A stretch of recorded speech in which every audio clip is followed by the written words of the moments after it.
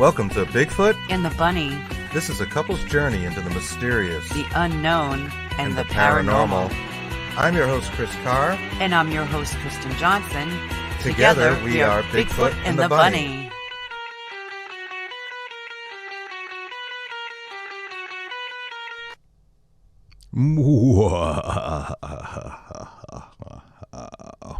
This is Chris from Bigfoot and the Bunny.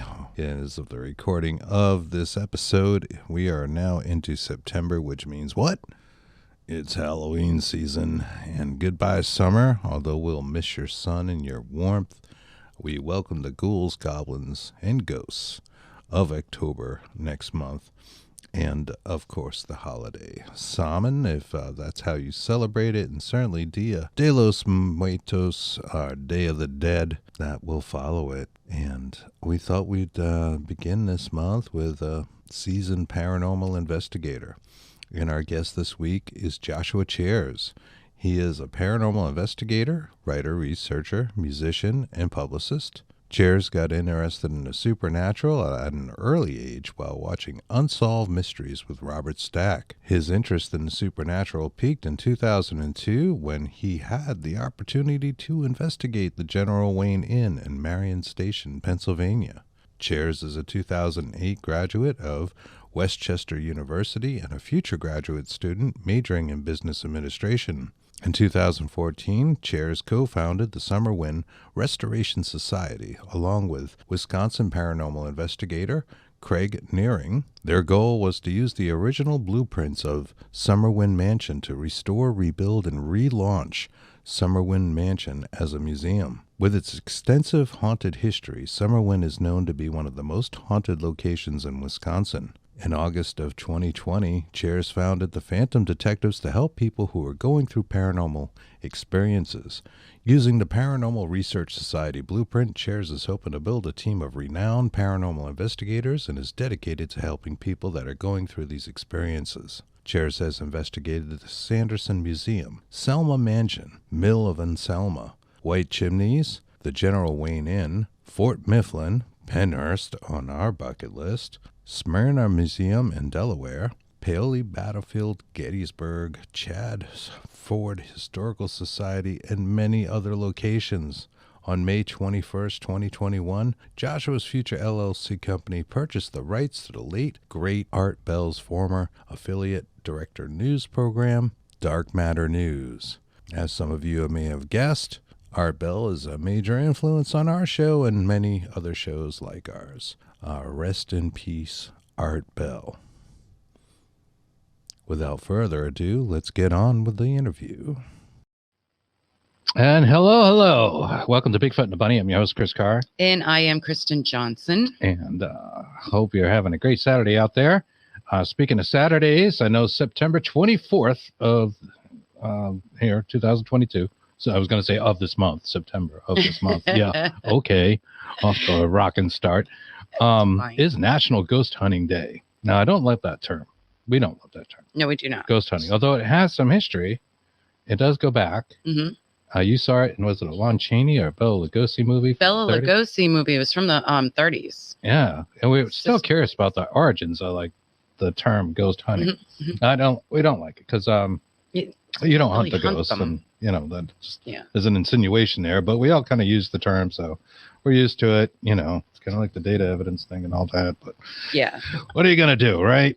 Anyways, National Ghost Hunting Day is the Saturday the 24th of September, and there's a national ghost hunting event that goes across the country, world's largest ghost hunt. Yes. And our guest today is going to be part of that, hosting at the Poplar Mansion in Salisbury, Maryland, I believe it is. Hey, Josh, how are you doing? Good. Hello. How are you? Hello to your listening audience. And I am looking forward to speaking to you guys with any questions from your end and from your listeners' end. Excellent. I see Ken Allen is out there. Yes, he is. We love you too, Ken. And I gotta talk to you later, actually. Yes. What is going on? All right. So tell us a bit about how you got involved. I know you mentioned that you were watching Unsolved Mysteries and you liked it, and certainly was a way that a lot of us get in there is through TV or books or media, whatever. what did you have any paranormal experiences growing up? Not really per se. I was really interested in like reading a lot of books by Dr. Hans Holzer, who basically was America's first ghost hunter. Very good friends with Alexandria, Day Schrader, Cindy Kaza, and Shane Pittman. In 1988, when I was a 4-year-old kid, I watched Unsolved Mysteries, much like any kid that was interested in topics that defy science. So why I went ahead and watched the episode called The General Wayne Inn and Marion Station, Pennsylvania. And the General Wayne Inn is an old coaching, and it dates back to 1704. It was called the Wayside and Steepers Inn, and of course being renamed after a Revolutionary War hero, Major General Anthony Wayne, in 1794, after some of his heroic battles serving alongside George Washington. And famous dignitaries such as Ben Franklin, of course Washington, Edgar Allan Poe was there, Marquis de Lafayette, and many other people, and of course Hessian soldiers were there. So there was the story about this inn. And during the episode, basically, Robert Stack highlighted Michelle Mayer, who was one of my early mentors in the field. She's since passed away. Basically, actually did an episode of Unsolved Mysteries there. So when they're talking about this inn, they're talking about some of the paranormal activity that's associated with it. And some of those, that's associated with it includes like Hessian soldiers being seen on steps, also in the basement area. There's also reports of seeing, basically different sounds. And like, of course, like with some of the, like the TV, when patrons would be watching the TV in the late 80s when it was a bar, the TV would rotate 360 degrees and then would rotate counterclockwise. And then, attendants that were working at the restaurant back in the late 80s, the car would be running completely on by itself, and there was no keys in it. There was no lights or no battery from some of the reports. Whoa! Wow! Did anybody ever catch that, like on if it's the 80s, on a camcorder or anything like that? That is a good question, and I know it's supposedly part of the reports of the history of they call it the Inn of the 17 Ghosts. Now, like of course, in 2002. Before it became a Jewish synagogue, I actually had the opportunity to investigate the local Philadelphia team at that time. And we were in the basement area, and I was taking pictures, just taking standard pictures that you'll see on most, the 3-picture rule that I learned from, different societies. And basically one of the pictures had really weird green and yellow streaks of light in it. And so when I went back to take it back to some different film companies, they said they have no reasonable explanations why that happened. So a circle 2 years later, fortunately, the actual inn basically was sold to Shabbat of the main line, and unfortunately, they converted it to a Jewish synagogue in 2004. Rabbi Shagar Sherman actually, bought it and then converted it. So fortunately, the original bar and all that is no longer basically there. But what's interesting is when I captured those photos of those green yellow streaks of light in 2002. There's actually reports of people seeing a Hessian soldier named Wilhelm who died in the actual inn in the 1770s when his commander Colonel Raw, of course, when Washington was going up to Delaware and attacking him. So basically that kind of matches the eyewitness accounts of people seeing Hessian soldiers in the Inn of the 17 Ghosts. So right around 2004, 2005, Ghost Hunters comes out, of course, much like everyone at that time. It kind of really became one of the first shows to really pioneer. I really started becoming hooked at it, like as soon as it started coming out. And I've seen Jason and Grant doing watching all their episodes, and seeing how Tango and Steve and all them and Brian all came together and really made a great team. And it started really peaking around 2007 when, of course, Paranormal State came out. And my best friend, Heather Taddy. Actually, my friend Gwen actually went to school with Katrina Weidman and Heather Taddy, from Paranormal State. And of course, that was about the students from Penn State, Ryan Buell, Sergi, Heather, Katrina. And that was another one that really piqued my interest because Chip Coffey was on it, which I love Chip Coffey. Yeah, Chip I love him awesome, too. Right. Yeah. He's a great guy. And of course, when 2008 Ghost Adventures comes out with Zach Baggins, and all of a sudden I just got instantly hooked. I didn't miss an episode at all. When they would be, their first episode, of course, Bobby Mackey's, and I watch it up till today. So for me, seeing exactly get interested in these topics. And then in 2014, I watched an episode called A Haunting of Summerwind, season 1, episode 2. And Summerwind is a really fascinating place. It dates back to 1914 when a guy named John Frank, who lived in Akron, Ohio, created it. It was originally called West Bay Lake Fishing Lodge, and there you could, basically, fish for $4.99 and stay for $4.99 a night. And then, unfortunately, 2 years later, in 1916, basically the current owner actually sold it to a guy. Mr. Frank actually sold it to a guy named Robert Patterson Lamont, who was the future U.S. Secretary of Commerce under President Herbert Hoover. And their president, Mr. Lamont, actually went ahead, converted the mansion to a full-fledged mansion. They employed Chicago architects Talmadge Talmadge and Vernon Watson to convert the mansion into, from a fishing lodge to a mansion. Those renovations took a couple of years. But what's interesting is, according to the supernatural history of Summerlin, the servants told Mr. Lamont, "Hey, there's a floating lady in the kitchen, and there's a hauntings going on." So the servants were telling them back in the 1920s that there was actual paranormal activity associated with Summerlin. But unfortunately, Mr. Lamont said, "Grow up. There's no such thing as ghosts," until he was. And there's even rumors of U.S. presidents staying there in the 1920s, like Warren G. Harding and Calvin Coolidge. So there's rumors about Mr. Lamont's summer home, and then they come in there, and then of course the story. Coolidge ghost? Yep. Yeah. He did, yeah. That you can look that kind of thing up. That's interesting. Very possible. So that's all in the history of the book. So what was interesting was in Summerlin episode. I'm friends with the family that lived there in the 60s and early 70s. So the actual, according to the story, Mr. Lamont and his wife were sitting, in front of their eating dessert one night near in the kitchen area, and of course the basement door flew open, revealing the ghostly form of a man, and there. Basically, Mr. Lamont grabbed his black powder pistol, fired 2 shots, thus missing the ghost, and never returned to the mansion. So in 1948, he went ahead and, he passed away, unfortunately. And he was, so a lady named Lillian Kiefer, who in the haunting episode was known as Mrs. Murray. They changed the name to protect the identity of, the people involved in the story. So, much like you have a stage name or something when you go out and perform in front of an audience. So basically, when Miss Murray or Miss Patterson had it, she went ahead and, of course, during that time, she basically, unfortunately, when Miss Kiefer had it, owners reverted over the next 20 years until the Hinshaw family moved in 1969. Ginger passed away in 2013, but her daughter April is still alive. And when they first pulled up to the house in the summer of 1969, they had to have it. They thought it was a great project house, a restoration house they could fix up, make a go of it again, and of course, try to, see if they can, make it livable. So, of course, during that time period, basically, they would nail the windows shut, and all of a sudden the windows would fly open on their own. There's reports of cars, basically, that, cars would catch on fire. And of course, Mr. Hinshaw, of course, had a construction business. So basically, he needed to get to work. So there was actual reports of the daughter April. Mr. Hinshaw, of course, asked his stepdaughter to go look into this crawl space, and there she went ahead and went into this crawl space and saw this black skeleton, a skeleton with black hair.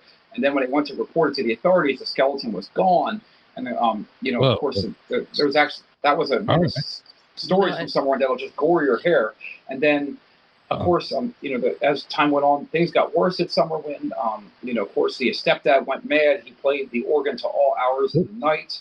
Let's hold on 1 sec. Let's break this down a little bit, because I know Summerlin was one of the kind of highlights in your bio, and you mentioned we had a question about exactly that, blueprinting it for the future. Now there's a whole lot of different ghost stories going on here. I think we're just getting through them too quickly. I want to talk about the skeleton. A lot of coffee there. A skeleton with black hair. Was the bones black or just the hair?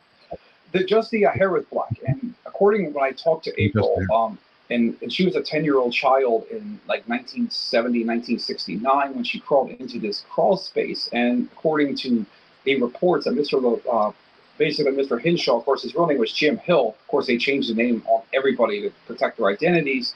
So when he shined his flashlight in there, he saw this skeleton. So she went ahead, investigated, and completely screamed. And you could hear from a mile away, much like a little girl that was, making sure that basically she was kind of really, wonder what the heck's going on here.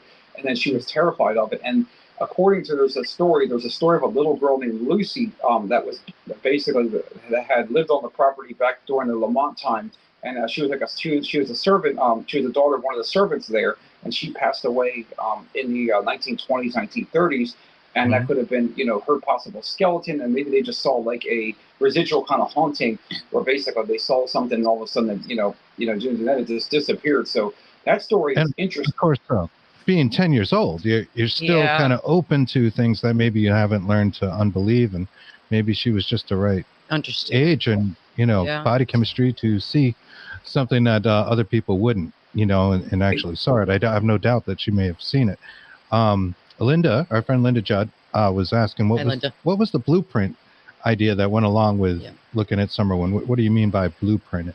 So blueprint is basically in 2014. We'll skip ahead now, to 2014 a little bit, and we'll go backtrack. But 2014, I had decided I watched the episode of Haunting, and I started becoming interested in the history of Summerwind.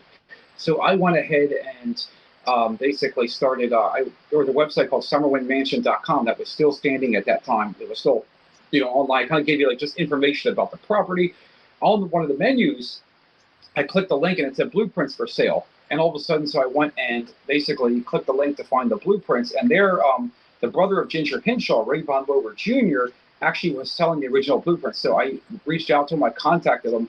I made an offer, and I bought not only a copy of the original blueprints that he had, but also the actual engineering diagrams, which I had put away in my closet. So this is, you have the original blueprints for Summerwind. And then when I got the original blueprints, I started finding how can I find a way to, to provide access to the owners of the property. So Craig Nearing from the Fox Valley Ghost Hunters, a longtime friend of mine and colleague, actually knew the owners of the property, Mr. and Miss Tracy, who bought it in 1985 after Miss Keeper died. And so Miss Tracy actually bought the, when basically Craig got, when they bought the property, of course, Mr. Tracy bought it for a wedding anniversary present for his wife. And according to reports from Craig said that the Tracys one night were walking up to the property and the mansion was actually inhaling. Unfortunately, in 1988, the mansion burnt down. There's actually they said lightning and fire took it down, but actually there was a neighbor at Summerwind that said that actually there was a fire, that the township actually was tired of people trespassing and vandalizing on the property for legend tripping to get their own paranormal experiences. So that's they sad. So they went ahead and decided to take it upon themselves. Like the fire department had told this neighbor that there's going to be a fire department on site and not to worry. So they went ahead, took bays of hail, and pretty much just leveled it right down Broadway, and then basically there's nothing left today except for the chimneys and foundation. So my idea is we have the original blueprints. So recreating Summerwind will not be a problem at all. Craig has been working on having haunted, hosting public investigations on the property and doing campouts there since 2014. So basically, there's a lot of interest from people that are interested in airing a new, updated version of the Summerwind story. And so I can bring it back. Yeah. And I just want to say hi to a couple of friends out there. A lot of comments. Irene Takura from Japan, from Tokyo. How you doing? Hey, Irene. Matt Waddell, thank you for the funny comment. Yvonne Dickinson and Mr. Greg Koss. Don't be sorry, Greg. How you doing, buddy?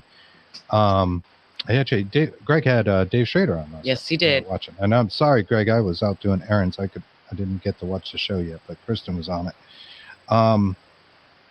Dana D, Joshua Dixon. What's up, buddy? Hey, Joshua. And Greg asked, is Summerwind in North Wisconsin on the Cisco chain? Is it on the Cisco chain? Not that I know of. No. I'm not sure what that means. Sorry. Yeah. Greg. I basically would have to assume that, what that may be a question. I have to look up, research further about what he means by Cisco chain. Maybe he's talking about a specific area of the country. But, I know everything there is to know about the history and the mansion from This is fascinating because if you want to rebuild it, I guess I'm under the assumption that you think the land is haunted, that the actual building itself isn't as relevant as maybe the land that it sat on if it burned down. In fact, what's interesting is on the property, Craig and the Fox Valley Ghost Hunters have been doing investigations there since 2009, and they conclude that the land is still very haunted, and there's actual Indian burial mounds on the property.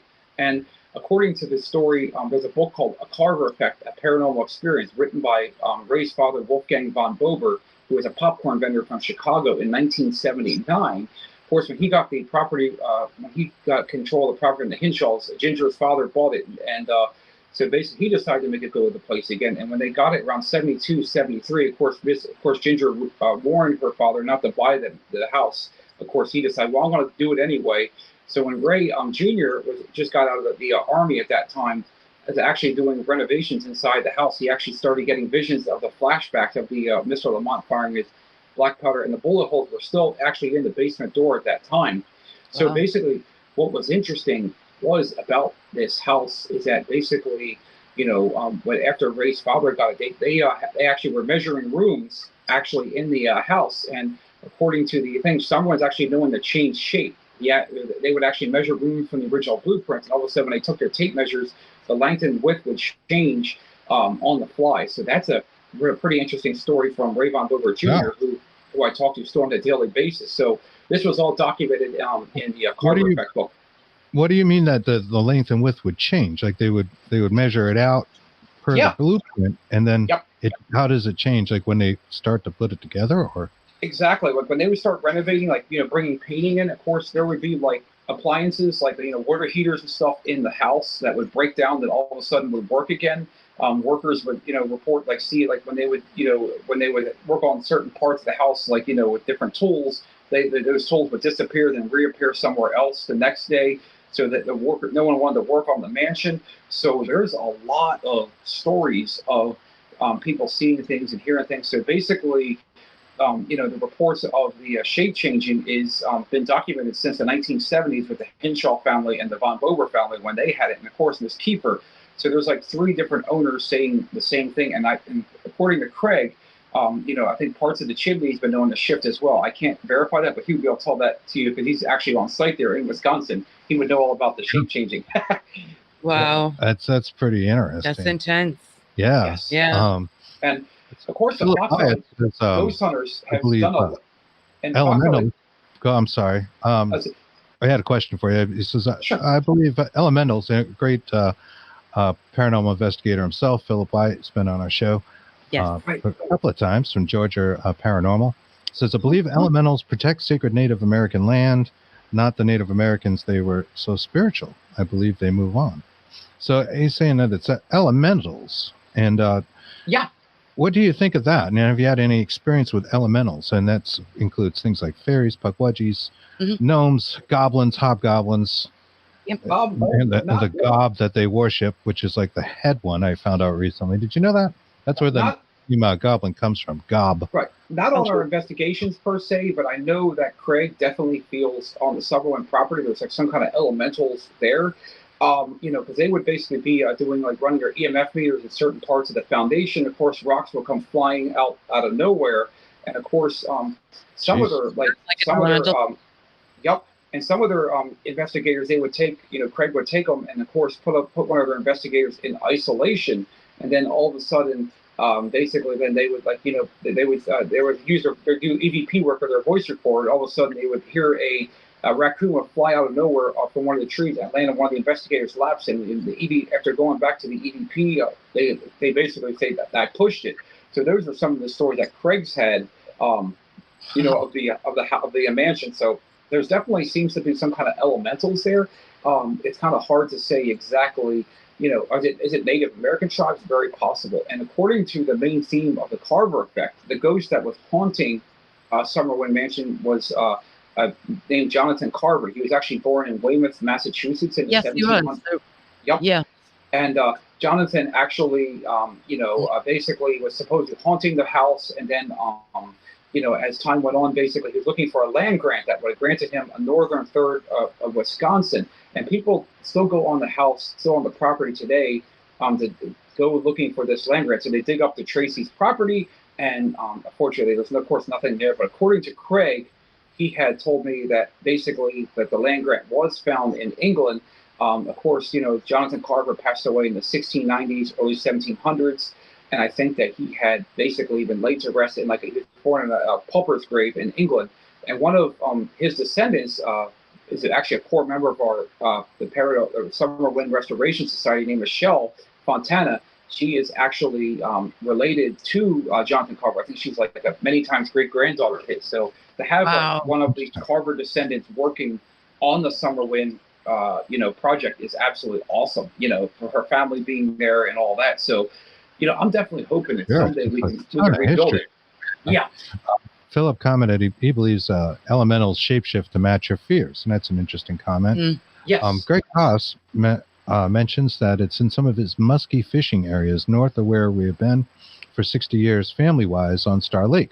And Greg is a musky fisherman, besides investigating the paranormal and hosting Shadowhunters Paranormal and Metaphysical Crossings. Nice. Plug, Greg. Yes. Did last night for us. Absolutely. We love that. We love our friends. It's best, man. Yeah. Best people. But he does a lot of musky fishing out that way and has historically.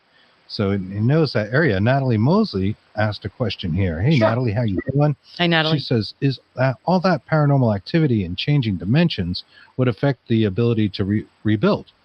I would say yes, definitely. Because especially with all the things that's going on, we actually had estimates done in order to get, see how much it would cost to rebuild the mansion from the ground up.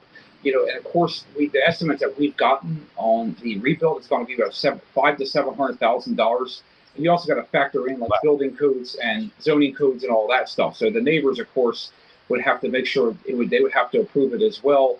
And of course, Craig has been, basically, hosting the investigations there in hopes of trying to get it. He has an LLC and a 501c3.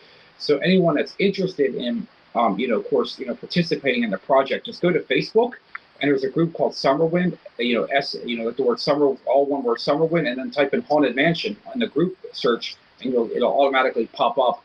So you guys want to participate in the project. So I definitely feel the paranormal activity and the changing dimensions. If the place was rebuilt, I think the activity would escalate through the roof, because basically, if the house is already Craig has actually ran EVPs on the property, and they're basically, he actually spoken to a voice recorder and said, would you like us to rebuild?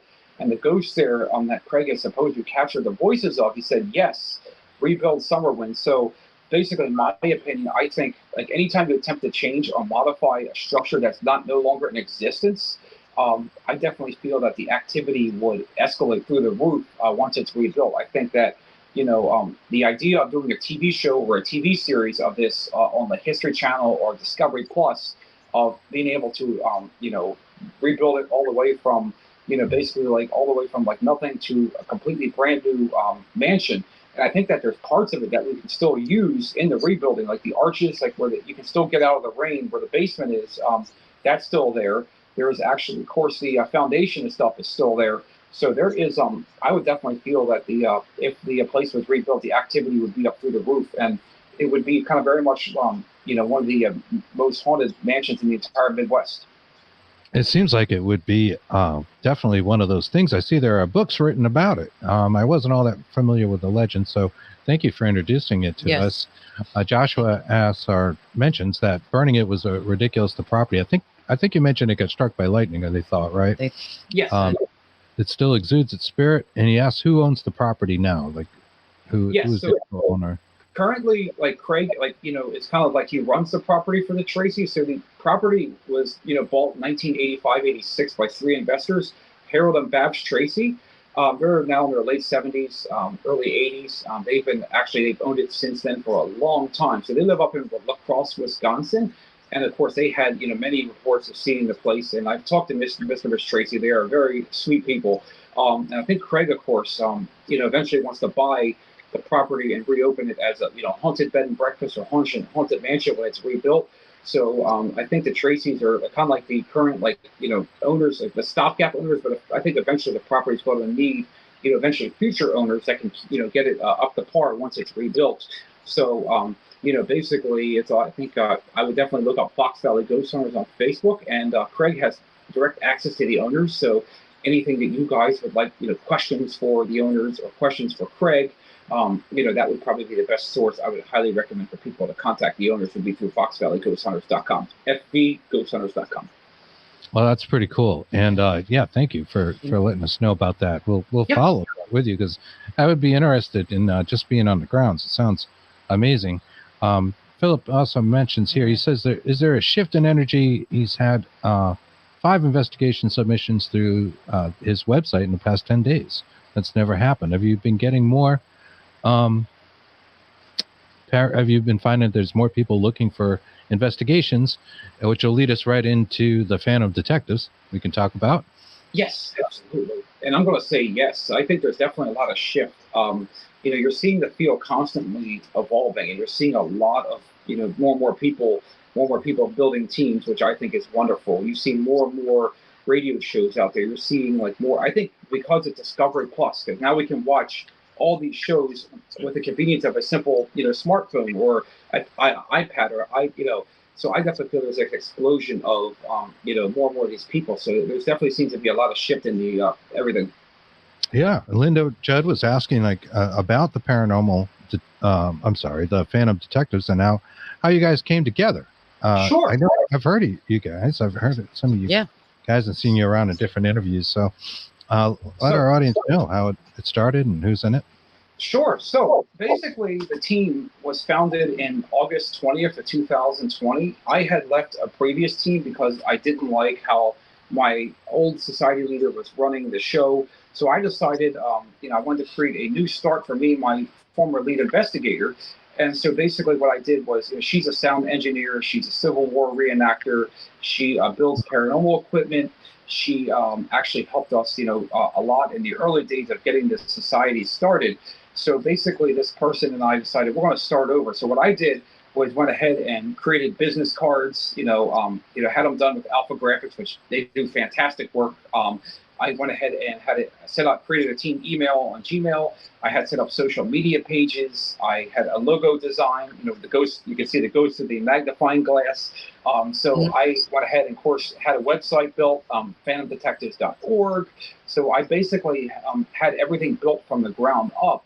And then we started doing investigations under the new banner. And our first pre-investigation was a place called the Selma Mansion, which is in Norristown, Pennsylvania.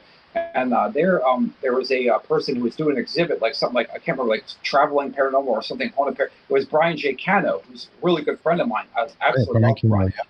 And he was on the Haunted Collector with John Zaffis. I think he was like the tech manager, and he was also an investigator. So he was there bringing all his paranormal devices, and he was we're doing a public investigation with him at the Selma Mansion. And this place dates back to 1794. Of course, General Andrew Porter, who actually served under George Washington in the American Revolution, much like Mad Anthony Wayne. And of course, he was the great-grandfather of Mary Todd Lincoln, President Lincoln's wife. And so basically, we did our first investigation with Brian, and he taught us how to, run the EMF meters, how to do EVPs, how to take thermal pictures, how to run the SOS. He gave us like some, tutorials on the basics of paranormal investigating, and of course, that's a nice way to start out, right? Exactly. Learn from somebody so knowledgeable in the field. So once we took that knowledge, then we went ahead and did our first official team investigation on December 9th, 2020 at a place called the Sanderson Museum, which this is a really cool location. It was actually created for a person named Christian Sanderson. And Christian Sanderson was he was a radio show host. He used to host square dances. In Chad's Ford, he also did a lot of, he actually had, was a musician. He did a lot of violin concerts. He also was a poet, an actor, a traveler. He did a lot of stuff. And of course, his mother, Hannah, had, fortunately died in the museum in the 1940s. And I think around 45, 46, she died of tuberculosis. And I know she had some issues with her lungs. So Mr. Sanderson, he passed away around 1967. So basically his friend was named Andrew Wyeth, was very close and dear to him. So basically Mr. Wyeth, of course, passed around 2007, 2008. So basically the night that we did our first investigation, we were in the violin room where all of Mr. Sanderson's museums are still housed to this day. And you can see them in the museum and they're in the display cases. We set up a DVR camera, which is basically your standard, DVR camera that Zuzi DVR system. We use the network version because it's a lot easier instead of dragging around tons of audio and video cables with your home security system. So what was interesting was literally the first 2 hours we went in there, we had set up the security camera was going off. At the same time, our EMF meters. Of course, we use Sasha had our former team member had a Rook EMF meter, and I had my Tri-Field TF2, which is a digital version of the classic Tri-Field meter that was going off on top of I set up a millimeter about 5 feet apart. That was going off with the REM pod function, and then on top of that, when Sasha, our former team member, actually took a photo, we actually kept this really defined orb where it had a certain color to it, like a blue color, and I've never seen that before. So you can add the EMF meters, and of course, several minutes later, the EMF meter battery is completely drained, and they were not near any electrical lines. They're right in the middle of the room. So when your EMF meter's drained, on top of your security camera going off, on top of the orb, if you can add layers with all of your things, you definitely got some kind of paranormal activity. And later on that night, we actually went ahead and actually set up, did EVP work in some of the rooms. And, basically I asked a question to the voice recorder, are you married? And, basically the response that came up was no. So it might have been Hannah, basically Christian Sanderson's mother. So when we actually went to our second investigation, a month later, we went to the mill of Aunt Selma, which is located in Chester Springs, Pennsylvania, right above Downingtown, about 30 minutes from the Sanderson Museum. And the mill of Aunt Selma is pretty amazing. It dates back to 1747. A guy named Samuel Lightfoot had created it. Actually, it also was a famous poet who lived there in the 1920s named Sarah Oberheiser. And of course, a millwright named Mr. Collins had lived there for a time too, from 1920 to 1980, before he passed away. So what's interesting, the night that we were there at the mill of Aunt Selma, actually we were doing the investigation. It was just me, my lead investigator, and I. So when we were there, we actually we had this door that was really reinforced. It was bolted shut, and the security camera captured this door flying open by itself. I have no reasonable explanation why it happened. And what's interesting was we were the only ones on the property that night. Everyone else was gone. So there was no wind. There was no way for that door to fly open. And that's right on our YouTube channel, Phantom Detectives LLC. And you can see the door just flying open by itself. And I have no reasonable explanation. And that thing has an old-fashioned kind of latch on it too. You have to physically push it up like that. Go to you have to push it up 3 or 4 inches in order for it to open. you know. Yeah, that in my house. I understand. Yeah. So when we did that one, and that was amazing, was a couple hours later that night, we captured a rope that was swinging just by itself like this. And that was pretty amazing piece of evidence as well. That happened on the second floor near Mr. Collins' old office, who was the millwright there in the 1970s, 1960s. So basically that was pretty amazing. And then of course we got thermal images. And then when I was upstairs, I was on the third floor. Let me stop you there. What are the thermal images kind of come across as? Are they blobs? Are they human-like? Well, basically what we usually do is we use a FLIR thermal imaging, the TG165, which is really fantastic. Thermal cameras are great because they locate missing people in the wilderness. And usually if there's a living person or someone that's, alive, like a dog, or someone like me and you, it would be like an orange or a red. It would be a heat signature.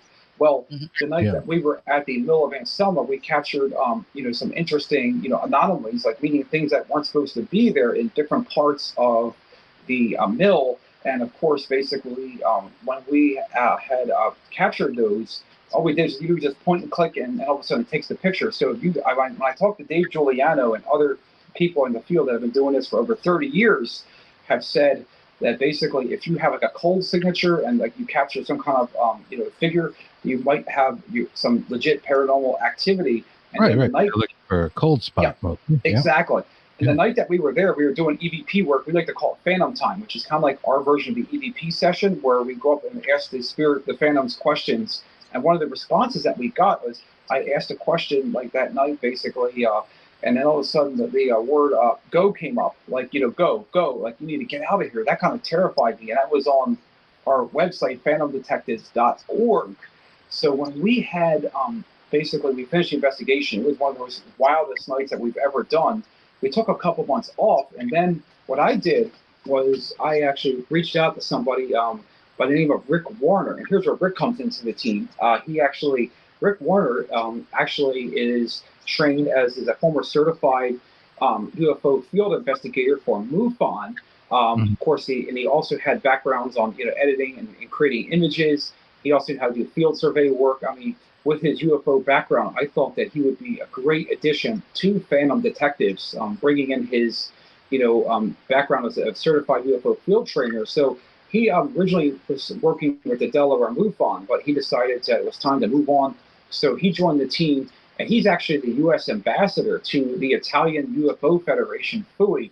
So I thought he'd be a great acquisition. So he actually came into the team to bring his skills with interviewing clients, and witnesses, and bringing out their stories. So he joined us for our third investigation at the Betsy Ross House in Philadelphia. The Betsy Ross House, of course, that's where the first flag of America was sewn in the 1770s. George Washington visited there, and it's got a lot of history. And people report seeing Betsy's spirit in different parts of the house, report hearing her crying, and all kinds of interesting things. And we booked a 2-hour investigation here through historic Philadelphia, which was really cool because not many teams have been to the Betsy Ross House. So when we did the investigation that night, we actually, of course, our lead investigator and our former lead investigator and Rick were down in the basement area of the Betsy Ross House. And what's interesting was Rick's scare bear. He's got one of those REM pod scare bears with the multi-LED lights.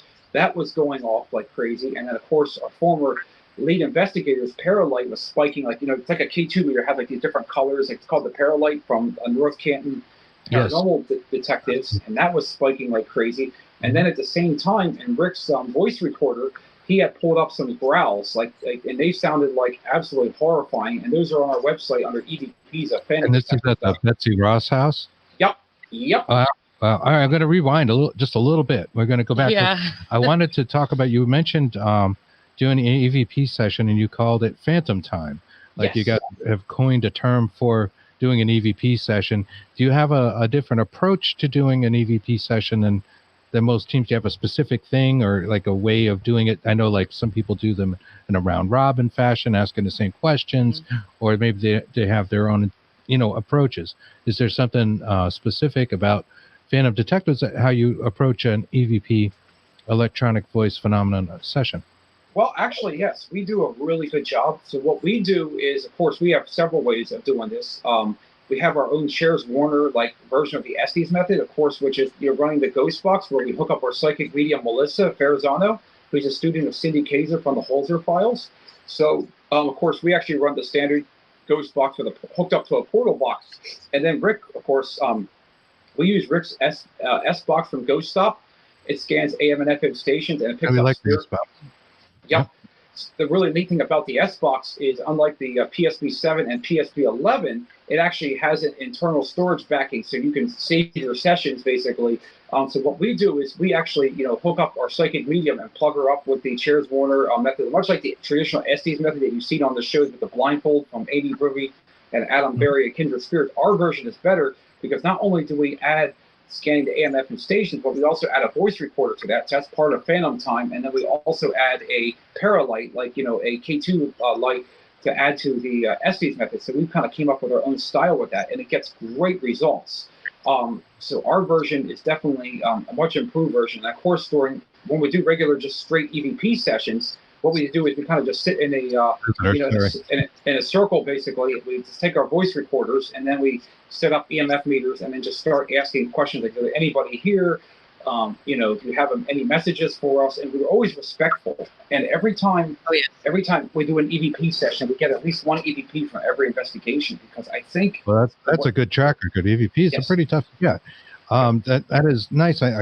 We totally agree with you about respect. Respect is number one and should be a priority for the folks going out there doing this stuff. Would be our humble opinion as well.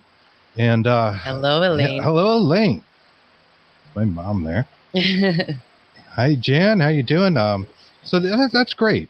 I love that you have a great approach to doing these sort of things and things that are unique to the Phantom Detectives. It seems like a really interesting crew of people. You've got Rick Warner from the MUFON, so you've got kind of the alien abduction phenomena stuff covered, and there's a lot that goes with that. We feel like there's a lot of parallels. We talk to a lot of abductees and things like that between the paranormal and certainly ufology. It's it's all under the same basically umbrella. Steve Merrick calls it phenomenology, and I think that's a great term because it is all sort of the same stuff. Right. And I agree. Are definitely related. A lot of it seems to happen in those states where you're between wake and sleep, and we talk about that a lot. Hypnagogic and hypnopompic. And what's so cool is, sorry, Richard, but right a couple months before we did our third investigation, Mark Anthony, the psychic lawyer, who absolutely psychic explorer, world-renowned psychic medium, actually is kind of like our Jeff Bellinger. He actually joined the team as well. He does he researches the haunted locations for us, gives us like cases to check out. So, Mark is absolutely fantastic. I mean, he's like got his own. He was going to get to him next. He's he calls himself the psychic lawyer, and obviously he's a lawyer in real life, right? Yes, he is. He's actually was Oxford educated trial attorney. He's actually been on Gaia TV. He's with George Norrie on Coast to Coast. He's been on many different radio shows and done readings. I mean, he's the real deal. He is absolutely fantastic, and everyone that basically every show he's on absolutely loves him. He's one of our saving graces, and the really cool thing is he actually has family up here that live up here in PA. And of course, he's going to be joining us on future investigations when he comes up to the area. Like if he comes up to Gettysburg for some of the big paranormal events, or Pennhurst Paracon or anything like that. So he's definitely going to be involved with us for a long time to come. And Mark is just the nicest guy, and a very good friend of Dave Schrader's as well from the Holzer Files, one of my mentors in the field who I look up to. So Mark is wonderful. So he joined the team as well. And then what we did was, and I like to we circled it 2 months later after we do the Betsy Ross house. So a guy named Leo Ashcraft, who actually worked for Art Bell on Midnight in the Desert in 2015, he reached out to me in May of 2021 and said, hey, I have Dark Matter News. It was the primary news service of Art Bell's final return ever in 2015. I want to pass the torch to you. I want you to purchase it. So we went ahead and I made Leo basically an offer that I thought was fair for the brand. So we bought the rights to the Dark Matter News website. We bought the rights to the Dark Matter News name, the logos, and everything that is associated with that brand. And it was privately owned, so it wasn't a part of the Dark Matter digital network. It was, a newscast that was at the bottom of Art every hour on Art's show. So we went ahead and we rebranded under Phantom Detectives LLC membership, and we relaunched the website in July 20th of 2021 as like a paranormal news hub. So we want to be able to use this for like all of our, basically if anybody has like news on UFOs, ghosts, Bigfoot, anything there is to know like about paranormal news, we'll post it on the website free of charge for anybody. And the good news is we have an email address, so you can just send it to my Dark Matter News email inbox, and we'll post it up. And we also just went ahead and, we took all of the old 2015 files that Leo recorded for Art Bell, and we put them on the broadcast page. So in the future, I'm going to be recording new paranormal newscasts with the Dark Matter News brand, in the near future. So that'll be really cool. That's fantastic. I brought up the website here for our watchers that are watching the live stream to be able to check out. And right away we see Michelle Freed and our friend Michelle Freed. And she did. And she actually worked with Heather and Art on Dark Matter Digital Network. She did, yes. We know Michelle well. Yep. And I see that's from International Remote Viewing Association. Yep. And that's fantastic. I know she's given out some classes and not giving out, but got a new line of classes coming out. So, Michelle, a plug. She's a good friend of ours. Yes, she is. So nice. Yeah, that's fantastic. And it's so cool that you're bringing back Art, because Art Bell was really the forerunner of all this stuff as far as radio goes. And, and you know what's funny? I got something funny for you guys. Not only after we bought Dark Matter News, but actually his oldest son, Vincent Pontius, actually lives in Philadelphia, an hour from me. So his oldest son, that basically, fortunately, long story there. I'm not exactly sure, but Art's first son lives in Philadelphia, like an hour from me, which is really cool. Like to have, one of his family members directly right next to me. It's really neat to have that connection. That is very Absolutely. cool. That's very cool, and I'm glad that you respect the tradition and these things that happened before you. But nobody could tell a story quite like Art. Oh, he was amazing. We recently re-listened to the story of Mel's Hole. Oh, yeah. One of the more famous stories. Yes. And it's just so fascinating. And now it would come back to the show after, months of Mel disappearing and this seemingly bottomless hole that was on his property. Yeah. You know, and they would lower things down into the hole like ice, and it would come back, and it was like on fire and would melt, and somebody was heating their cabin with it or something. Yeah, it was like they put it under, it melted through. They put it on top of the stove, and the stove went through the floor. And and it just kept going and going. It was like 5 feet under with this ice supposedly. It would have melted. Yes. You know. Yeah, it's a good story. Absolutely. It is, and Art and Ramona created Coast to Coast for for their love of radio, their love of blowing people out of the water in terms of being something unique, something different.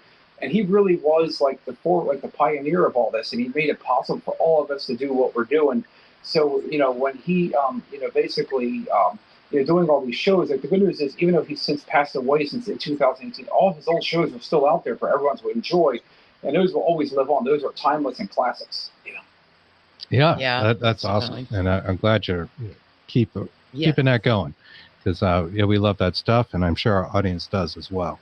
So Dark Matter News is definitely a site you want to check out. Yes. We can talk about we talked about phantomdetectives.org, and I'm going to show that one real quick too. Let me see. I don't believe I put it up there. I know you've got some cool stuff on this website, so I do want to share it with everyone. Absolutely. I've got too many tabs up. Bear with me. Always. And I'm so glad because we're actually going to be making more improvements to the website. And we do have a TV show. We're airing on Roku, Fire, Apple, and Google Play. And that's why I just put the banner up in front of the website so everyone can see it. It's secondteamentertainment.com. You can go. I'll give everyone a link. I'll email to you guys. You can email it to your listeners. You can watch us on Second Team Entertainment, and we air every Friday night. We bring our investigations over to this digital platform, so it gives everyone a chance to really see what we're doing, what we're going to. So, and we're actually going to be building a press and media page next on our website. That's in development starting next week, where we're actually going to be building it's going to highlight all of the media appearances that we're going to be we're going to be doing a lecture on this town hall, or doing a basically instructional session, or basically we're going to be doing book signings here, stuff like that. It's going to be highlighting all the radio shows we've been on, all the podcasts that we've done, and different things like that. So that'll be a lot of fun for a lot of people to see. That's very cool. Now you mentioned that Phantom Detective Season 1 there is going to be on Roku, and we're big fans of Roku. We've got some Roku TVs, and we dig them. Where on Roku do I go? Do I look up Phantom Detectives, or is it under another network or something? It's on different networks. There's a place called Second Team Entertainment. You just go to second, the word 2ND, and then teamentertainment.com. So second, 2ND, and then teamentertainment.com. You can subscribe for $4.99 a month, and it gives you unlimited content. So it's a really cool. You can see there's all of our websites at the bottom as well. Our YouTube channel, Melissa's website, Rick's, and Dark Matter News. So we have it all. You can click those pictures of and that'll take you to all of our websites. Oh, that's great. And you've got EVPs up here on the website as well. Yep. And I see this one here. It catches my eye right away. Team founder Joshua Chairs asks Mr. and Mrs. Soprano, "Are you doing here?" And loud knocks are clearly heard. Now, I'm assuming this isn't the same soprano that we're all maybe a little more familiar with, Tony. This was our 8th investigation that we had done, and we were actually just sitting around in the child's room asking questions, and we suddenly started hearing knocks in different parts of the house, and no one was there. So it couldn't have been anybody on the street, because basically everyone that night, it was a residential case. Yep. Sorry. I don't know. Was this audio carrying through or not? Yes. Oh. Okay. I was going to play it first, but yeah, that's really cool. Yeah, and phantom knocks are a neat thing, and I think there has a history there going back to the spiritualist movement and the Fox sisters, doing seances and getting knocks on the table and that sort of thing. Yeah, love it. Yeah. We haven't gotten a ton of them. We've had it happen though. We've happened in Wilson Castle. Things happen. Yeah, it's true. So cool. You get in my house, for goodness sake. You can't say we haven't had a lot. So. Yeah. It's not the most common bit of phenomena. We don't really knock. You have to knock back. But sometimes they do. You want to try it? Let's see what we got here. Was the audio coming through on your side? I'm not sure if it's coming through the stream or just we're hearing it. But I'll put it on. And that was pretty wild. This was at White Chimneys. Someone threw a metal like it sounded like pennies hitting the floor, like on the audio recorder. So what was interesting was about that one. Me and the homeowners' kids were doing EVP session. I told them to be quiet and just do the EVP session at White Chimneys. And this house dates back to 1794. It was actually kind of like much like the General Wayne. It was the General Wayne of the Lancaster, PA area. And, the Slave Maker Lock Company actually was founded there. And actually, the slave maker family lived there until like the 1860s, 1870s, up to the Civil War. And me and the kids were doing Phantom Time, just taking voice recorders, asking questions. All of a sudden, none of the kids, homeowners' kids or me that were doing the EVP session had any kind of quarters or anything metal with us. So for that, that noise to fly across the sound like that, and everyone else was like 3 floors up in the attic, so there's no way it could have been in them. So basically, I have no reasonable explanation why that happened, how it happened. There was no other noise in the basement that could have caused that I could think of. And what's interesting was it's really cool. Did you find any coins? Did you find anything metal or metallic? Because I don't know if that came through the stream, but we could. I was going to say, was it? And did you find anything there? Well, I do know the history of the house, that there was once slaves that had lived there, and basically were like shackled up in the basement, according to the history of the house. So that's what might illustrate the noise that we heard. It sounded like a quarter or a coin hitting the floor, but actually that could have been basically like the spirits of it trying to alert us, with shackle, or how to hitting the floor, letting us know, hey, we're still here. And what's wild is, Rick was actually upstairs, and at the same time this was going on, Rick was up in the attic area, and you can see on his ghost box there's some that say Pennyworth and my family members stay out. You can see those basically those are in the middle of the page somewhere. So Rick was running his S box, and a whole bunch of these EVP sessions came up, and these are from Rick's audio recorder. So he actually recorded a lot of different things, like there's one that says Pennyworth and my family members stay out and stuff like that. So these this could have been the spirits of the slaves that actually had once stayed there back in the 1800s. So that's pretty wild. Rick's S box and also my voice recorder captured that stuff. Nice. Yeah, I see that. Pennyworth. I'll play that one.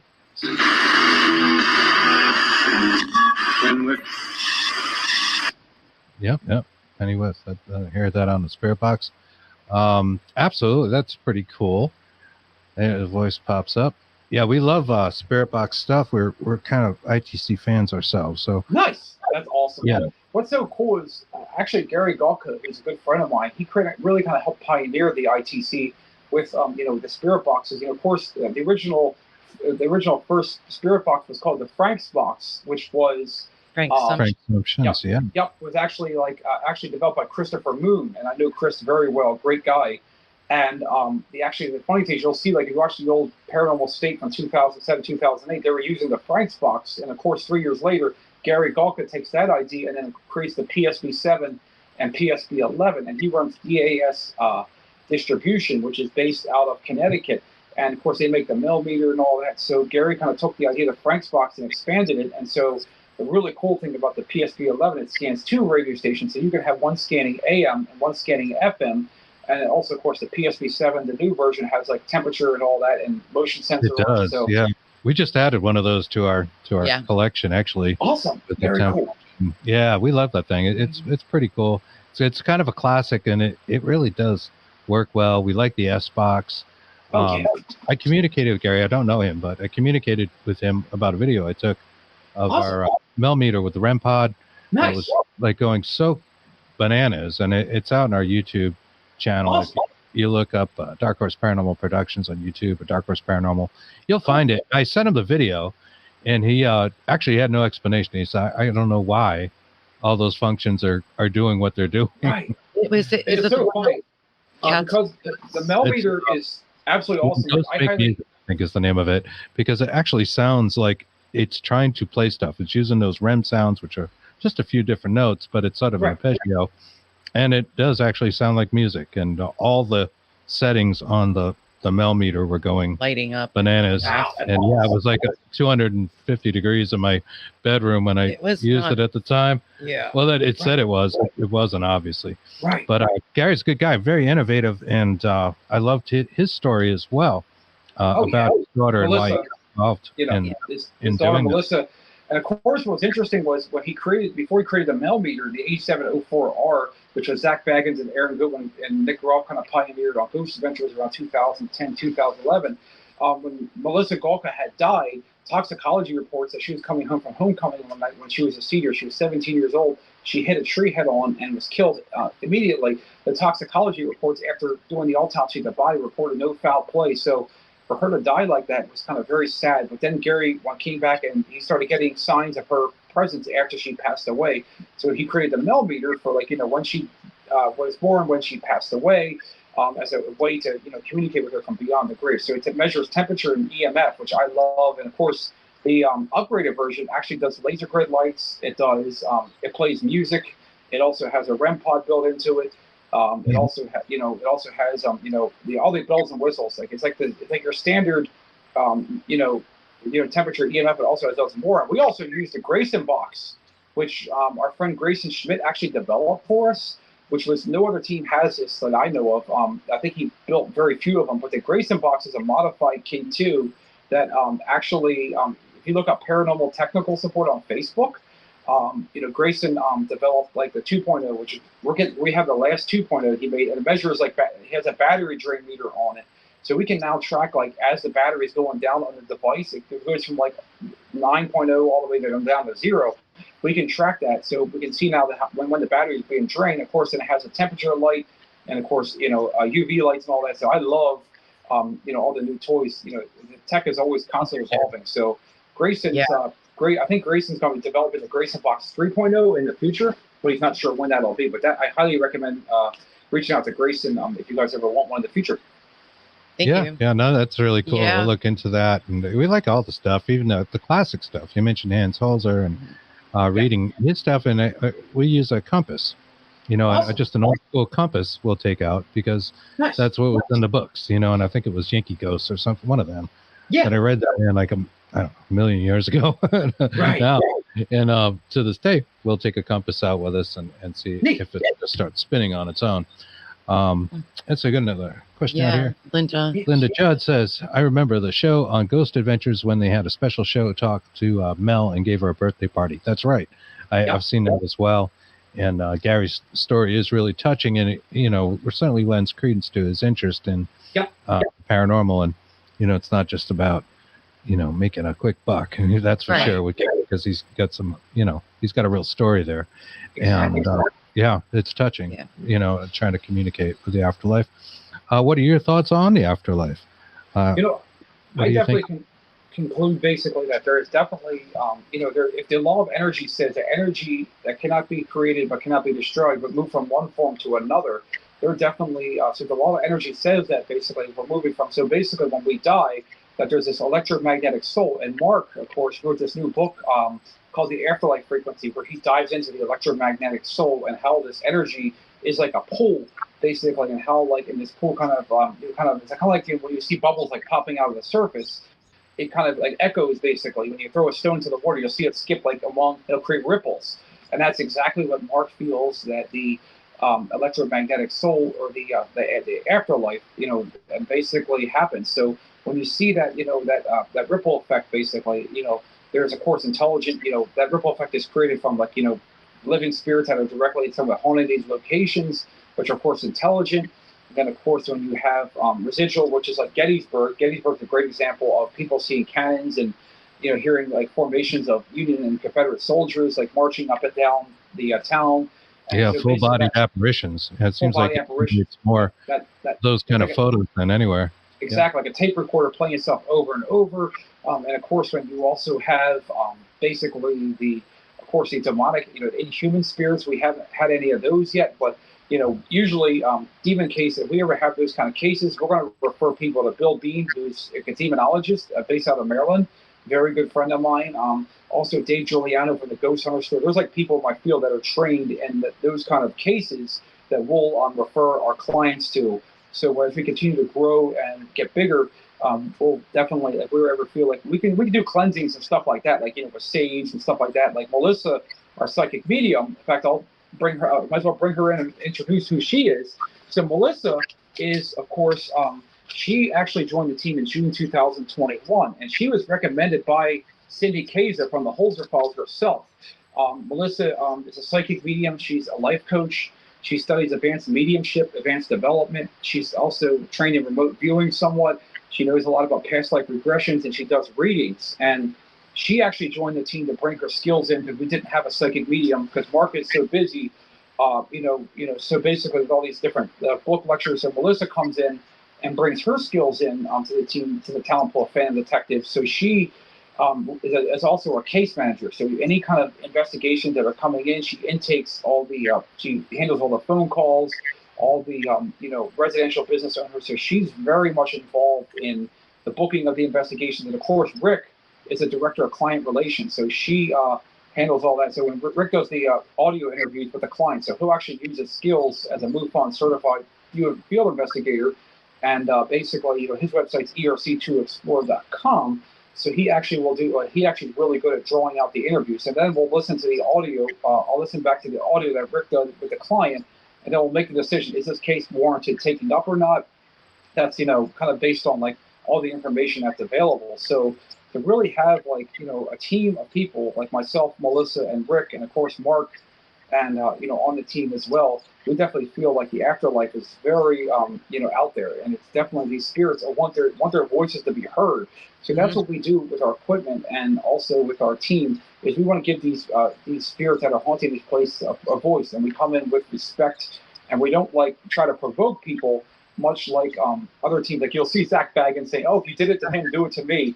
I think provoking is the absolute wrong way to do things. You always want to treat people how to be treated, if they're living or they're alive or they're passed on. Like if you treat them with we're not respect, into provocation at all. Nope. Exactly. Even if the being is seemingly, malevolent, I mean, you're not making it any better. And who are we to judge, anyways? What happens after death? Yep. Bob Burnell, how you doing, buddy? Good to see you. Kim Libby says, we've seen a full body apparition in our home, but the coolest was when, in broad daylight, my husband and I saw legs from the knees down walking through our dining room of a female. Well, that is pretty. That's a little, yeah. Yeah, that would be a little disturbing. Yes. Right. Yes. I like that. Yeah, Barbara, Spiritual Medium, says hi from Wales. Hi, Barbara. UK. Great break. Awesome. So welcome.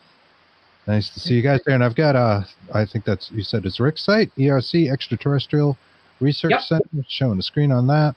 A lot of really cool websites here, guys. Again, I want to go through a couple of them to make sure. You can reach out to Psychic Medium Autumn at psychicmediumautumn.com. And I believe that is the Melissa that you mentioned, correct? Yep. Yes, that is. That's our Melissa. And she does readings for her clients. And I think she does private readings, and she also does readings in person.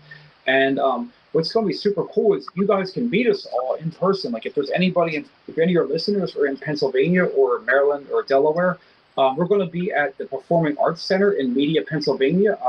Basically on the 29th of September. We're going to be doing a PowerPoint presentation where we highlight how we do our investigations, giving a lecture. So it's going to be a really cool way for people to interact with us and meet us in person. So that's going to be a lot of fun. And that'll be 6 days after World's Largest Ghost Hunt.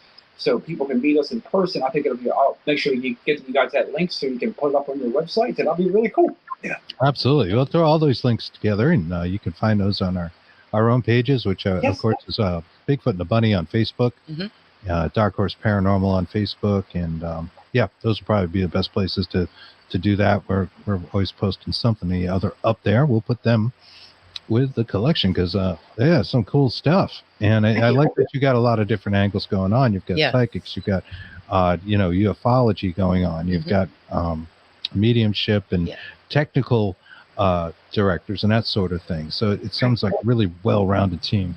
Oh yeah, and I especially with my historical knowledge, I feel that's where my expertise on the team is not only, of course, evidence review I'm very good at, but also knowing the history. So when Melissa, every time that she has no idea of the history, just like when she debuted with us, she'll go in blind. Basically, she doesn't want to know anything. I like that. Yes, exactly. So what was amazing was her debut investigation with us. We were at the Selma Mansion. Fortunately, the Norristown Preservation Society, Bill Freeman, who is a longtime friend, just passed away in April. God rest his soul. He was a great person. Bill was, one of, just a great all-around good man. And we booked the investigation through him. So we did it on June 25th, 2021. And Melissa immediately started picking up on a servant lady who was there, wearing a, white dress, and she started describing her. And what was interesting was during that investigation, on our investigation tab, you could see the thermal imaging camera, like we took it in the kitchen area, and we picked up the spirit of the servant lady on the thermal camera. And then, of course, basically that same night, the SLS camera, which we moved against a solid wall, we also mapped her there. And what was wild was the night that during her debut investigation, she says, "I'm sensing connection Lincoln." And then when I go back, I find out it's, Mary Todd Lincoln was someone to shop in Philadelphia in the 1850s, 1860s, before President Lincoln became president. So that's pretty amazing. Wow. That basically this, that she was picking up a connection to Lincoln. And then when we did the world's largest ghost hunt last year, we returned to Sanderson Museum, this time with Melissa and Rick. We actually started basically picking up, she was also I'm sensing another connection in this, in the museum. And then when I went to check the back history of the museum, I find out that there's a bandage that actually was on President Lincoln after he got killed by John Wilkes Booth at Thor's Theater in 1865 in the museum. And then, of course, there's a purse from the Jenny Wade House in Gettysburg. That's there. And she says, "I'm picking up a connection to Gettysburg," this younger lady. So her readings were spot on, and I gave her no knowledge of the history. She could not have known any of this, and she was able to pick up on it. Yeah. That's pretty cool. Zookum Dookum on our YouTube channel says visible light spectrum and concept of time. Yeah, definitely subjects we like to talk about. I have had out-of-body experiences that showed me beings in another dimension on another planet. Most profound experience ever. And I do think it's only humans that experience this linear time. I don't think that the ghosts do. It just doesn't seem like they have a separate time. I think they can just be where they want to be. Yeah. And you mentioned life being like maybe the soul or spirit being EMF related. I would remind our audience that EMF is a light spectrum, and when people say things like, "We are beings of light," right? Is a nice thing people like to say. Well, that is what magnetism is. Exactly. Is he from Norristown? Are you from Norristown? I actually am very close there. I went to Westchester, but I go up there like a lot every couple of weeks. I actually have been, we've done investigations around. Of course, we did Selma Mansion, the Mill of Selma, which is right outside Norristown. So the original headquarters of our team was in Downingtown, but then when my former lead investigator left last December, we decided to move operations to my home city of Oxford, which is basically right on the border of Chester County and southern Chester County and Delaware. So right on the Pennsylvania-Delaware border.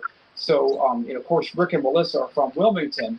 So I'm like an hour away from Norristown, so I'm very close and accessible to anybody who needs to reach us. Oh, that's great. That's great. She grew up there and went to school there. Her father was in that area as well, I believe, right. growing up. So that's interesting little coincidence there. Yes. So you're going to be part of the world's largest ghost hunt.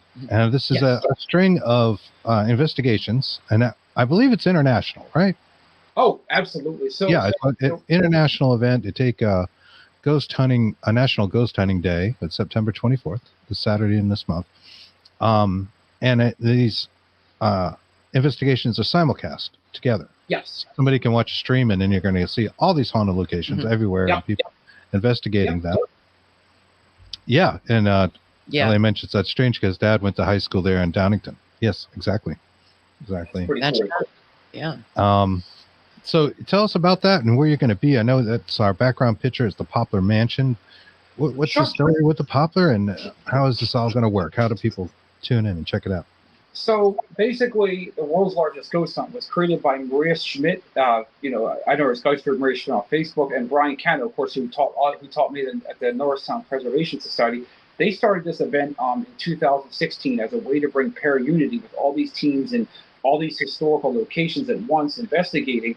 So definitely it was kind of bridging the gap of the paranormal field together, basically, and all in one night, basically in different time zones all over the world.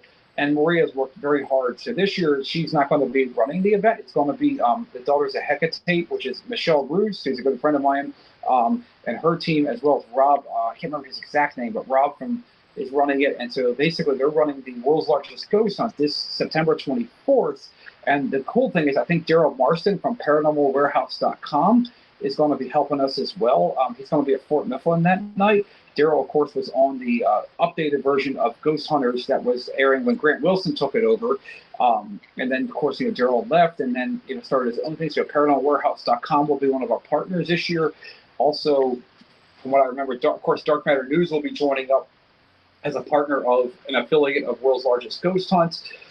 Basically, and the really cool thing is Art Bell's old announcer, Ross Mitchell, was kind enough to not only record my team a voiceover, but also record the World's Largest Ghost Hunt a voiceover, which was really cool to add to kind of give to that Art Bell kind of feel to World's Largest Ghost Hunt. So the Poplar Hill Mansion, is very historic. It dates back to the 1700s. The person that actually founded it actually was founded one of the first medical schools in Maryland, and also, basically some of his old stuff there. It's just really neat history, and we're going to be there the night of September 24th at Poplar.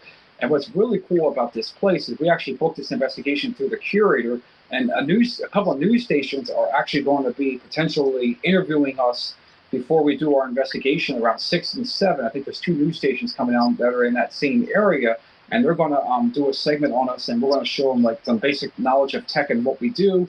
And then that's going to be, airing on, many news stations in the Maryland and Delaware area. So that's going to be a lot of fun. Great. And also, be able to, continue this and try to grow and expand it. Of course, I'm hoping that many people are watching this event worldwide. And of course, we're going to film this investigation as well. It's going to be on Second Team Entertainment on our TV show within like 2 or 3 weeks after we do it. So that's going to be a really great way to bridge, bringing para-unity. And I love working with all the teams all over the world, and it's going to be a very special night. And this year is going to be the 5th year that it's been out. So for us to really, be one of the, partners of it is absolutely fantastic, and it's very special and dear. And we're very thankful for everyone that's participating and everyone that will be watching it. It's going to be a great opportunity, and I think it's going to be airing on YouTube. You can just type in World's Largest Ghost Hunt, or I think either Largest Ghost Hunt on YouTube, and you'll see all the locations that were investigated last year. And I assume that they're probably going to be updating that on YouTube for this year as well. Right. We were in part of that last year as well. So we were at Wilson Castle in Vermont, Proctor, Vermont. Very cool. One of the locations, and that was nice. It was a lot of fun. It was. I'd walk by the cameras and just wave to everybody every time we walk by. Nice. Out there in some stream somewhere. Yeah. In the interwebs. In the cloud. And it is international, because I remember there was a castle in Ireland, and then I think it was one in That's what I was thinking. Yeah. We were looking at that. The castle in Ireland was pretty interesting. Yeah. But you got a lot going on. Oh my God. What do you do in your free time? Yeah. I don't think you have free time. You have a lot of things going on. And the funny thing is, and even in October, we're going to be doing not only that, but also we're going to be doing a couple of things. We're going to be setting up a vendor table. We're going to be coming back to Fright Fest 2 weeks later on setting up a vendor table so people can still meet us there. We're going to hand out our postcards, our business cards to people. And then, of course, we got actually in October, I think we're on the 3rd or 4th week, we're going to be at the lightship Overfalls. This is this is an actual light, like a lighthouse that's on a ship. We're actually going to be doing a lecture there on the 21st of October in Lewis, Delaware, which is down by the beach area of Delaware. And I think that the lightship Overfalls is we're going to be we're actually been working in touch with their board and their directors. And what's really cool is this we're going to be doing a little we're going to do a fun night with the kids since it's in October, about a week from Halloween.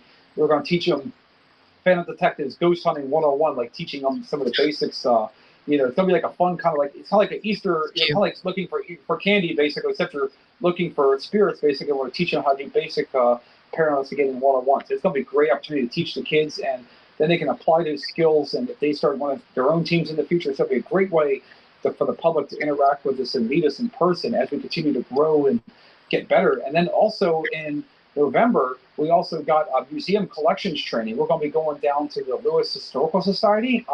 I've been in touch with a guy named Marcos.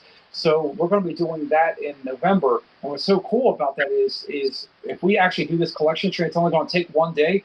it's going to open up like 13 or 14 new buildings on the Lewis Historical Society that we can actually investigate and do host public hunts at, including the Cannonball House, which is like, there's actually a cannonball stuck in the house, and it's known to be very haunted.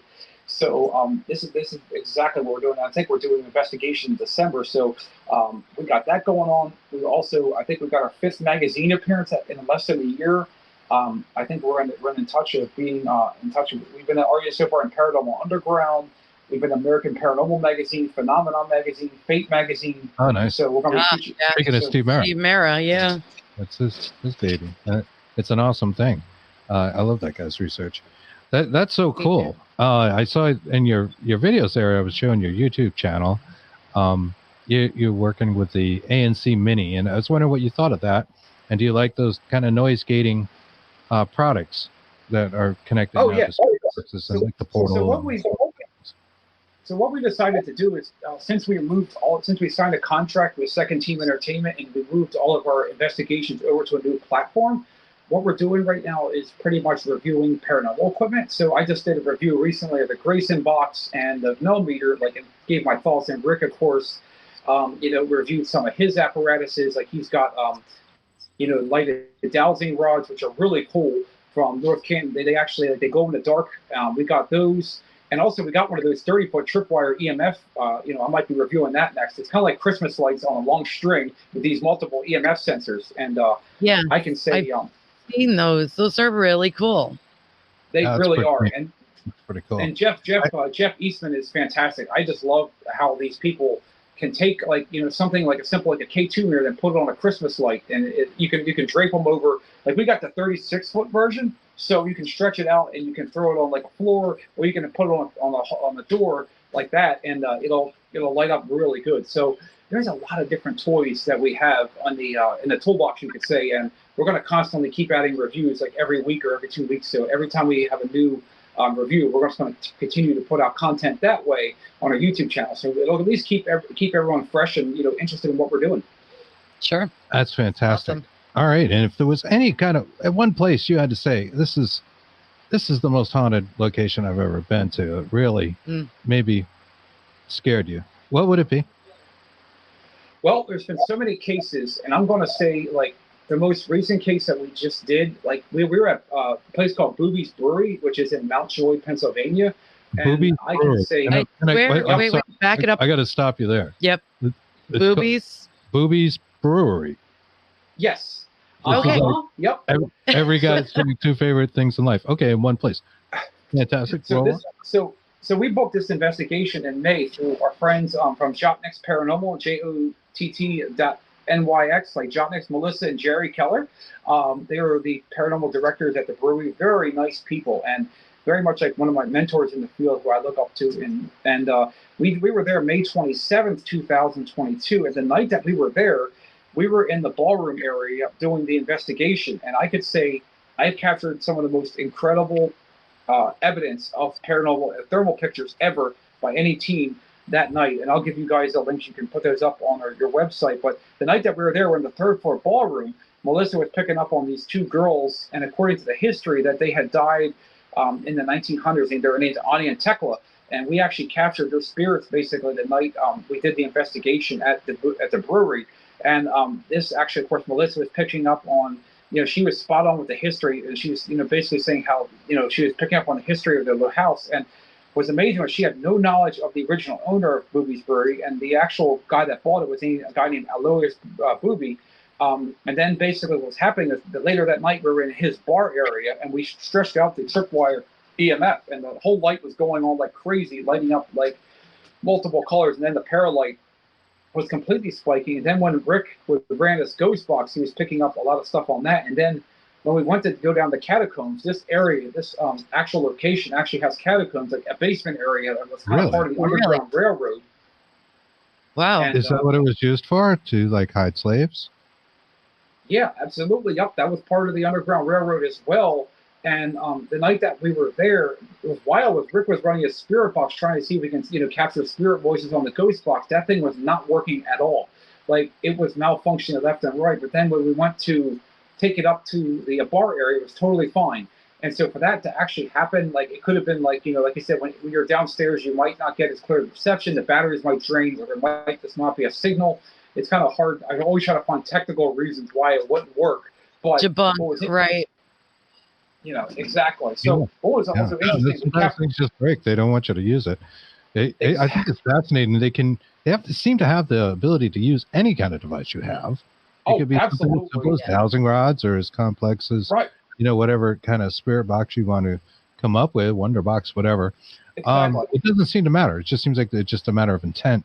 And although I love giving more abilities, they can use applications, which I didn't believe in for a long time. Right. I just think no way I had one that spirits can manipulate these applications. And what we're trying to do is, but it can happen. We're actually big fans of the Ovilus, because I know people say, well, the Ovilus, but if you can compare the mediumship readings and the Ovilus can pick up the same words. We've had that happen the night of Booby Brewery, where we're picking up certain words that were on the Ovilus that was matching Melissa's readings. That adds an incredible layer, because the Ovilus is a device that uses the EMF fields to create words and responses. Usually we just turn it on all night and just run dictionary, let it run a dictionary mode all night. And the funny thing is about the Ovilus 5B, the newest one that Bill Chappell developed from basically digital dowsing. It actually has Dave's voice on it.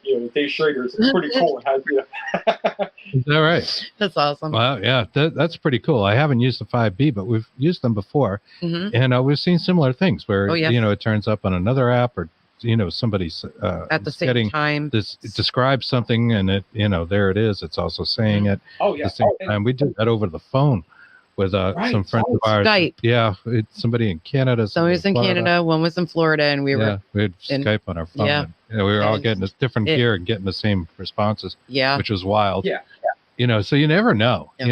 How it can work. But this brewery sounds amazing. Booby's Brewery. Well, that was guys. Hey, you are just a wealth of knowledge of history. You sure are. Yeah, you got it's amazing. A lot of history down, and it's been fantastic. I enjoyed talking to you. Absolutely. Finally. I will post your links. I want people to check you guys out. It's Phantom Detectives, and you can find them at phantomdetectives.org. There's also quite a few other websites here. I'll mention them, and we'll post them later. Afterlifefrequency.com, psychicmediumautumn.com, erc2explore.com, and of course, from Art Bell, darkmatternews.com. Yes. So this is a wonderful collection. You guys are like a powerhouse team. You seem really well rounded. Anything else you'd like to let our audience know where to find you? Please. The Ghost Hunt is World's Largest Ghost Hunt, September 24th. Yep. So if anybody's interested in watching that night, or just getting general information on what the event is, it's largestghosthunt.com. So just the word largest and then ghosthunt.com. And there, you think you can see like all the teams. Unfortunately, I think they're no longer taking applications, but they probably take applications for the 23 when they update the website later this year. So basically, you can find all the information on how to do the event, how to apply for an application if you've got a team yourself, or if you just want to read about like what it all entitles. That website will give you everything you need to know about all the teams, all the locations, all that stuff. Excellent. Awesome. Excellent. Well, that's good news. So yeah, we'll look forward to that, and we look forward to talking to you again and having you back on and tell us about some more of your adventures, because it seemed numerous, very historical, love history. Yes. Its impact on all of us, and this has been great. Yeah, thank you again for joining us. Thanks a lot, Josh. Stick around. We're just going to wrap things up, and I'll be right with you. Well, that's all the time we have left for today on Bigfoot and the Bunny. Happy Saturday. You guys enjoy the rest of your long Labor Day weekend. Yes. If you're in the U.S., I know they don't celebrate that everywhere, but if you're here and have a long weekend, enjoy the heck out of it. Stay safe. And we will see you guys next Thursday on Dark Horse Paranormal Podcast. Thank you, everybody, for joining. Thank you. Bye-bye.